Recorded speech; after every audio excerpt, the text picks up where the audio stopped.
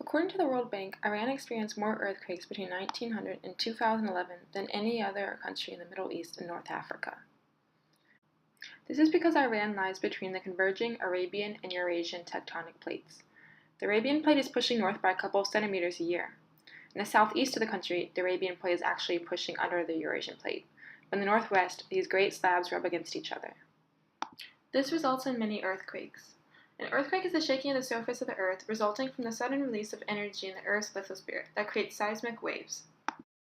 Earthquakes are distributed along faults, places where rocks are broken and displaced. Sometimes earthquakes can occur without any warning, making them the most unpredictable natural hazard. The effects of earthquakes include ground rupture, shaking, liquefaction, elevation changes, landslides, fires, and diseases. On November 12, 2017, the deadliest earthquake of 2017 occurred along the Iran-Iraq border with the epicenter in a rural mountainous area on the Iranian side of the border in a town known as Sapoli Zahab in Kermanshah province, 15 kilometers from the Iran-Iraq border. It occurred along a thrust fault, a type of reverse fault that dips less than 45 degrees as ground on one side of the fault moves over adjacent ground. It was the most severe earthquake in Iran since 2011, with a magnitude of 7.3. The quake occurred at a shallow depth of 23 kilometers, just over 14 miles. It was felt across the region, with aftershocks hitting Israel, Lebanon, Turkey, Kuwait, and Pakistan. The severe shaking is evident from the security footage in a store in Iran near the epicenter. Products can be seen thrown off shelves as the shaking intensifies, with one customer running out of the store trying to avoid being hit. Many people fled from homes, stores, and any building, well aware that these structures had the potential to collapse. In the immediate aftermath, rescuers searched for those trapped in collapsed buildings. Landslides along the surrounding mountains made it harder for rescuers to reach those affected in rural areas. Roughly 400 people were killed and more than 7,000 people were injured from the earthquake, with the majority of deaths and injuries occurring in Iran.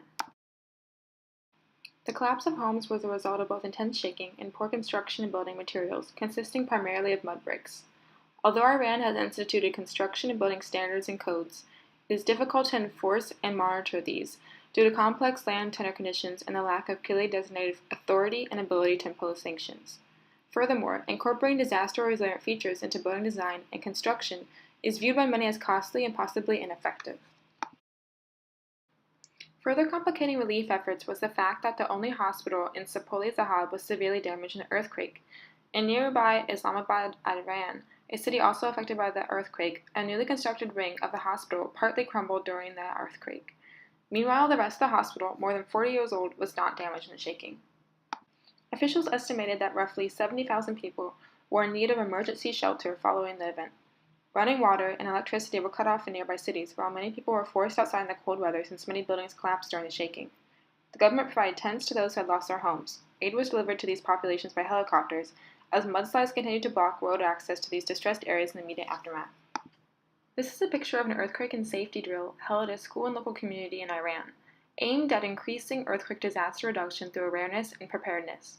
The goal is to transform schools into a local crisis management center in the case that an earthquake occurs. These drills are held by an independent institute under the Iranian Ministry of Science, Research, and Technology, known as the International Institute of Earthquake Engineering and Seismology, with support from UNESCO. While these programs and other mitigation efforts, including stricter building and construction codes, are necessary, they continue to be limited by funding and institutional coordination. Hopefully, disasters like this can be avoided in the future through the allocation of stronger prevention measures rather than emergency responses.